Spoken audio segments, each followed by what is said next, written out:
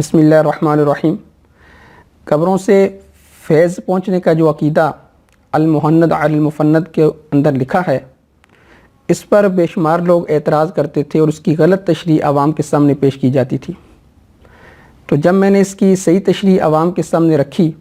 تو مجھے اس پر بے شمار میسج آئے، بے شمار اس پر مجھے کالیں آئی۔ تو سب نے یہ کہا کہ جس عام فام اور سادہ انداز سے آپ نے اس عقیدے کی تشریح کی ہے، اس سے ہمارے ذہن کے اندر جو خلجان تھا اور جو اشکالات تھے وہ سارے کے سارے دور ہو گئے ہیں۔ اور میرا مقصد بھی یہی تھا کہ جو اس عقیدے کی غلط تشریح کی جاتی ہے اس سے عوام آگاہ ہو جائے اور اہل سنت والجماعت کا جو صحیح عقیدہ ہے وہ لوگوں کو پتہ چل جائے۔ تو الحمدللہ میرے اس بیان کی وجہ سے بے شمار لوگوں کے اشکالات دور ہوئے، اس پر میں اللہ رب العزت کے شکر ادا کرتا ہوں۔ اس کے ساتھ ساتھ جہاں مجھے یہ کہا گیا کہ آپ نے انتہائی شاندار وضاحت کی ہے، وہاں کچھ لوگوں نے اپنے روایتی انداز سے اپنے خبث باطن کا بھی اظہار کیا اور بے شمار انہوں نے کھری کھری بھی سنائی اور انہوں نے گالم گلوچ بھی دی، تو لیکن دلیل کے ساتھ بات نہیں کی۔ خیر مجھے اس کی پرواہ نہیں ہے، کیونکہ اس طرح کے لوگ تو ہر زمانے میں پائے جاتے ہیں جو سورج کو دیکھنے کے باوجود اپنی آنکھیں بند کر لیتے ہیں۔ اس کی ایک عام فام مثال یوں سمجھ لیں کہ اگر کبوتر بلی کو دیکھ کر آنکھیں بند کر لیتا ہے تو آنکھیں بند کرنے سے بلی اس کے سامنے سے غائب نہیں ہوتی، بلکہ بلی سامنے ہی رہتی ہے، بلکہ کبوتر کی صرف آنکھیں بند ہوتی ہیں۔ تو ان لوگوں کی مثال صرف ایسے ہے۔ تو اس پر مجھے 2 اعتراضات بھی پہنچے ہیں، تو میرا یہ دل چاہ رہا تھا کہ ان 2 اعتراضات کے جوابات بھی دے دوں،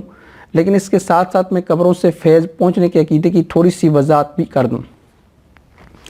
پہلی بات اس میں یہ سمجھیں کہ نیک اور صالح لوگوں کی قبر کے نزدیک قبر کروانا یہ صحابہ کی بھی تمنا رہی ہے۔ سیدنا عمر فاروق رضی اللہ تعالی عنہ جب زخمی ہوئے تو بخاری شریف کے اندر روایت ہے کہ انہوں نے اپنے بیٹے عبداللہ بن عمر رضی اللہ تعالی عنہ کو یا عائشہ صدیقہ رضی اللہ تعالی عنہ کے پاس بھیجا کہ ان سے جا کر اجازت طلب کریں کہ اگر آپ کی اجازت ہو تو مجھے روضہ عطر میں اپنے ساتھیوں کے ساتھ دفن کر دیا جائے۔ تو امی عائشہ صدیقہ رضی اللہ تعالی عنہ فرماتی ہیں کہ وہ جگہ تو میں نے اپنے لیے رکھی ہوئی تھی، لیکن آج میں اپنی ذات پر عمر کی ذات کو ترجیح دیتی ہوں۔ تو اس کا مطلب یہ ہے کہ عمر فاروق رضی اللہ تعالی عنہ کی خواہش بھی یہ تھی کہ ان کو ان کے ساتھیوں کے ساتھ دفن کیا جائے، اور امی عائشہ صدیقہ رضی اللہ تعالی عنہ کی خواہش بھی یہ تھی کہ ان کو آپ صلی اللہ علیہ وسلم کے قریب دفن کیا جائے۔ تو اس حدیث کی تشریح میں ابن حجر عسقلانی رحمہ اللہ تعالی، جنہوں نے بخاری شریف کی شرح لکھی ہے، وہ فرماتے ہیں کہ صالحین کے قبر کے نزدیک دفن ہونے کی جو ترغیب ہے وہ اس حدیث کے اندر ہے۔ اس کی وجہ یہ ہے کہ جو قبر پر نیک لوگوں کی قبر پر انوارات کا نزول ہوتا ہے یا رحمتوں کا نزول ہوتا ہے، اس سے یہ ارد گرد والے وہ بھی مستفید ہو جاتے ہیں۔ تو اس پر مجھے ایک مثال یاد آ گئی، میں وہ بھی بیان کر دوں۔ حضرت مولانا اشرف علی تھانوی صاحب رحمہ اللہ تعالی سے کسی نے پوچھا کہ یہ نیک لوگوں کی قبر کے نزدیک قبر کروانے کا کیا فائدہ ہوتا ہے؟ تو اس وقت تو حضرت تھانوی صاحب نے جواب نہیں دیا، خاموش ہو گئے۔ لیکن بعد میں وہ سارے مریدین بیٹھے ہوئے تھے، تو ایک مرید آپ پر وہ ہاتھ والا پنکھا ہوتا ہے، وہ اس کے ذریعے ہوا دے رہا تھا۔ تو حضرت تھانوی صاحب رحمہ اللہ تعالی نے اسی مریض سے جس نے سوال کیا تھا اس سے پوچھا کہ یہ کس کو ہوا دے رہا ہے؟ کہا جی آپ کو دے رہا ہے۔ کہا اس کا مقصد کیا ہے؟ کہا مقصد بھی یہ ہے کہ آپ کو ہوا پہنچے۔ کہا یہ بتاؤ کہ آپ لوگوں کو بھی ہوا لگ رہی ہے یا نہیں لگ رہی؟ کہا جی لگ رہی ہے۔ تو حضرت تھانوی صاحب رحمہ اللہ تعالی نے فرمایا کہ اللہ والوں کی قبر کے نزدیک قبر کروانے کا یہی فائدہ ہوتا ہے، جیسے اس کا ہوا دینا مجھے مقصود ہے لیکن آپ کو بھی فائدہ ہو رہا ہے، اسی طرح جب اس قبر پر انوارات کا نزول ہوتا ہے، رحمتوں کا نزول ہوتا ہے، تو ارد گرد والے وہ بھی مستفید ہو جاتے ہیں۔ اس کی مثال آپ بارش سے سمجھ لیں کہ جب بارش ہوتی ہے تو بارش وہ نیک لوگوں پر بھی ہوتی ہے، جو گنہگار ہوتے ہیں ان پر بھی ہوتی ہے، اور زرخیز جو زمین ہوتی ہے اس پر بھی ہوتی ہے، جو بنجر زمین ہوتی ہے اس پر بھی ہوتی ہے۔ تو وہ ساری زمینیں اس بارش سے مستفید ہو جاتی ہیں۔ تو حضرت تھانوی صاحب نے اس مثال کے ذریعے اس بات کو سمجھایا۔ اس پر میں ایک سیدنا انس رضی اللہ تعالی عنہ کی حدیث پیش کروں گا کہ سیدنا انس رضی اللہ تعالی عنہ فرماتے ہیں، کنز العمال کے اندر یہ حدیث موجود ہے کہ نبی اکرم صلی اللہ علیہ وسلم نے ارشاد فرمایا کہ پہلے میں تمہیں قبروں کی زیارت کرنے سے منع کیا کرتا تھا، لیکن جب اب اس کا فائدہ ظاہر ہوا ہے تو میں تمہیں قبروں کی زیارت کرنے کی اجازت دیتا ہوں، کیونکہ قبر کی زیارت کرنے سے نمبر 1 دل نرم ہوتا ہے، نمبر 2 فرمایا کہ قبر کی زیارت آنکھوں کو رلاتی ہے، اور تیسری بات آپ نے یہ ارشاد فرمائی کہ قبر کی زیارت کرنے سے انسان کو آخرت کی یاد آتی ہے۔ تو یہی قبر سے باطنی فیض کا پہنچنا ہے۔ اسی طرح سیدنا ابو ہریرہ رضی اللہ تعالیٰ عنہ کی حدیث ہے، فرماتے ہیں کہ نبی اکرم صلی اللہ علیہ وسلم نے فرمایا کہ قبرستان جایا کرو کہ یہ تمہیں موت کی یاد دلاتی ہے۔ اب ظاہر بات ہے کہ عبارت جو لکھی ہے المحند المفند کے اندر وہ یہی ہے کہ قبر سے باطنی فیض کا پہنچنا۔ اب قبر کو دیکھنے کے بعد موت کی یاد آنا، یہ بھی باطنی فیض کا پہنچنا ہے۔ اس کی میں ایک اور عام سادہ فہم مثال دیتا ہوں۔ جیسے مثال کے طور پر اگر کوئی بندہ کسی نیک آدمی کی قبر سے ہو کر واپس آئے اور دوسرا بندہ کسی سیمنا گھر کے اندر جا کر فلم دیکھ کر واپس آئے، تو آپ مجھے یہ بتائیں کہ قبرستان سے نکلنے والا آدمی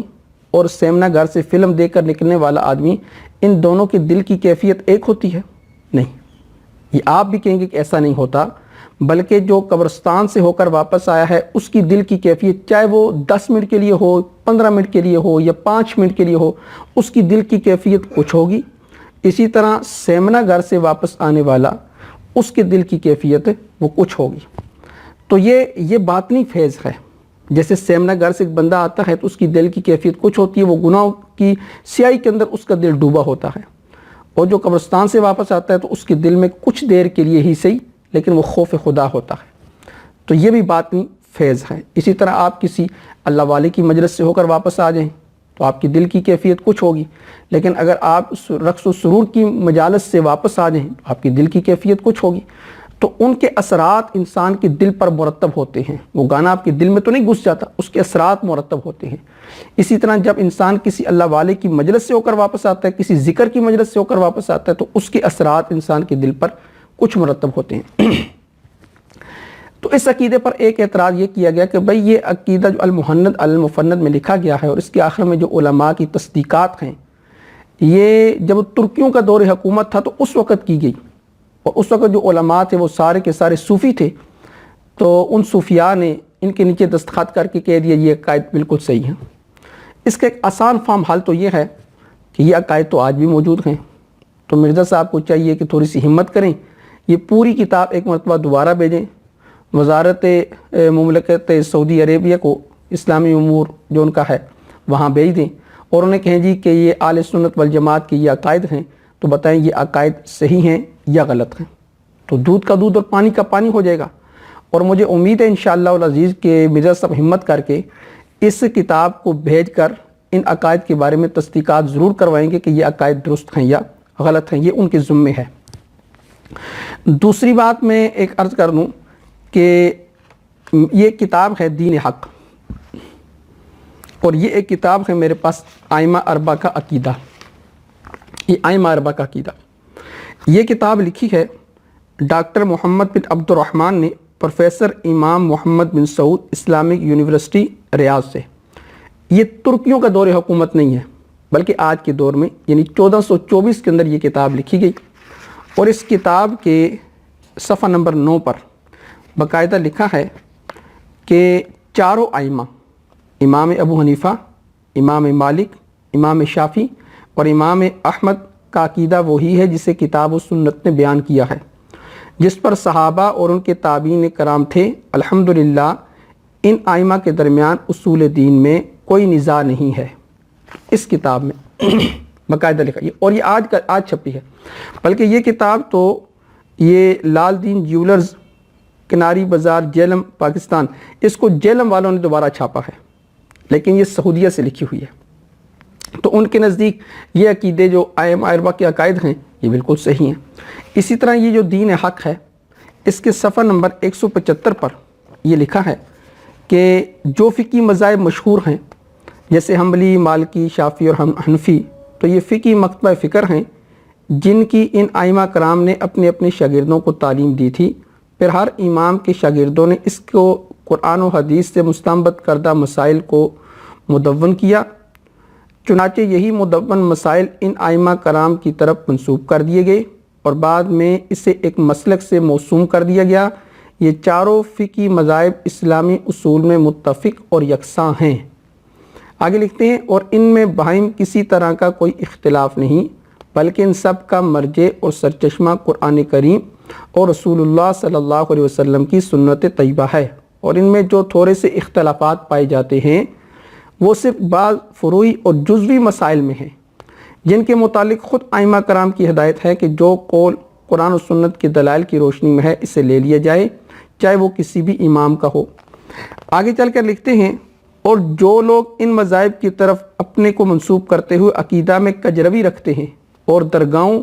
وغیرہ کا طواف اور آستانوں کی زیارت کرتے اور ان سے مرادیں پوری کراتے ہیں اور باری تعالیٰ کی صفات میں تعویل کرتے اور ظاہری معنی سے ہٹ کر دوسرے معنی مراد لیتے ہیں، تو یہ حضرات ائمہ کرام کے عقیدے کی مخالفت کرتے ہیں، کیونکہ ائمہ کرام کا عقیدہ وہی سلف صالحین کا عقیدہ تھا۔ تو اس کی وضاحت میں الحمدللہ اپنے پچھلے بیان کے اندر بھی کر چکا ہوں کہ اگر کوئی یہ کام کرتا ہے کہ قبروں کا جا کر طواف کرتا ہے، وہاں منتیں مانتا ہے، نظر نیاز کرتا ہے، چڑھاوے چڑھاتا ہے، ان کو مشکل کشا حاجت روا مانتا ہے، یہ سمجھتے ہیں وہ بگڑیاں بنانے والے تھے، حاجتیں پوری کرنے والے تھے، بیٹے بیٹیاں دینے والے تھے، یہ عقیدہ تو سراسر گمراہ عقیدہ ہے۔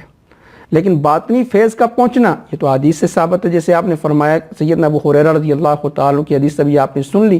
کہ تم قبرستان جایا کر اس سے موت کی یاد آتی ہے، سیدنا انس رضی اللہ تعالیٰ کی حدیث بھی سن لی اور یہ حوالے بھی سن لیے۔ تو اب میں ایک گزارش یہ کرتا ہوں کہ مرزا صاحب ایک تو یہ ہمت کریں گے کہ یہ کتاب وہاں بیچ کر یہ ضرور تصدیق کروائیں گے کہ یہ عقائد قرآن و سنت کے مطابق ہیں یا نہیں۔ اس کے ساتھ میرا ایک چیلنج بھی ہے۔ 1857 سے پہلے، یعنی انگریز کے برصغیر پاک و ہند میں آنے سے پہلے، 1857 سے پہلے مجھے کسی ایک اہل سنت والجماعت کے مستند عالم کا یہ قول دکھلا دیں کہ قبروں سے یا اکابر کے سینہ سے باطنی فیض کا عقیدہ قرآن و سنت کے خلاف ہے۔ کسی ایک عالم کا، اہل سنت والجماعت کا مستند عالم ہو، معتزلہ یا داریہ نہ ہو، اور اہل سنت والجماعت کا مستند عالم ہو، تو میں انشاءاللہ تعالی اس بات کا منتظر رہوں گا کہ مرزا صاحب ضرور میری یہ خواہش پوری کریں گے اور کسی مستند عالم کا قول ضرور پیش کریں گے، اور اگر نہ پیش کر سکے تو انہیں چاہیے کہ حق بات کو وہ قبول کر لیں۔